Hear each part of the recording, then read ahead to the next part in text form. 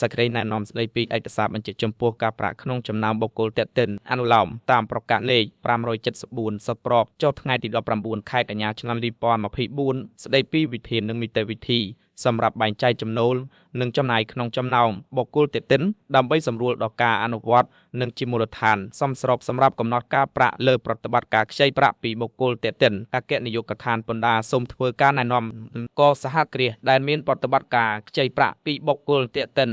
អាចកំណត់ការប្រាក់ទៅតាមអត្រាដែលខ្លួនព្រមព្រៀងនិងត្រូវបានលើកលែងពីការអនុវត្តតាមគោលការណ៍ជំហរដៃដោយសហគ្រាសត្រូវមានឯកសារគ្រប់គ្រងប្រតិបត្តិការខ្ចីប្រាក់ពីបុគ្គលតេតិននោះដោយតទៅមួយកិច្ចសន្យាខ្ចីប្រាក់ដែលមានបញ្ជាក់ច្បាស់លាស់ពីរយៈពេលខ្ចីនិងសងប្រាក់ពីគម្រោងផែនការអាជីវកម្មឬរបាយការណ៍ហិរញ្ញវត្ថុនាពេលខ្ចីនិងរបាយការណ៍ហិរញ្ញវត្ថុប៉ាន់ស្មាននិងគោលបំណងនៃការ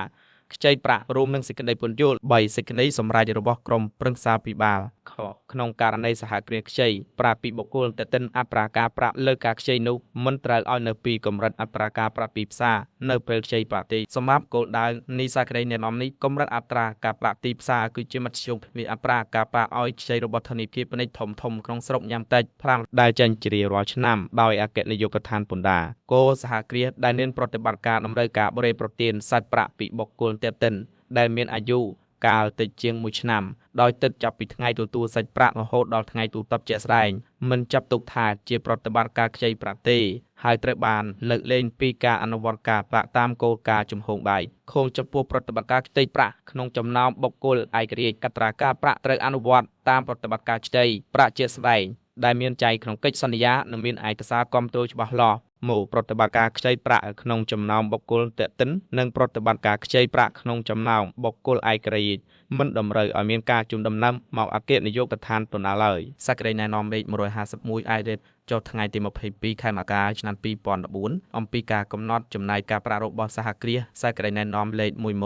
11946អាយរ៉េតចុះថ្ងៃទី21ខែសីហាឆ្នាំ2018ស្ដីពីវិធានការប្រាក់ចំពោះបុគ្គលតេតិននិងសេចក្តីណែនាំលេខ1979អានរ៉េតចុះថ្ងៃទី25ខែឧសភាឆ្នាំ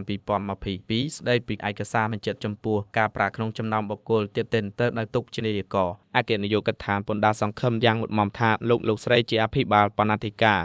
ឬម្ចាស់សហគ្រាសទាំងអស់នឹងយកចិត្តទុកដាក់អនុវត្តតាមខ្លឹមសារនៃសេចក្តីណែនាំនេះប្រកបដោយប្រសិទ្ធភាពខ្ពស់ចាប់ពីថ្ងៃចុះហត្ថលេខាទៅ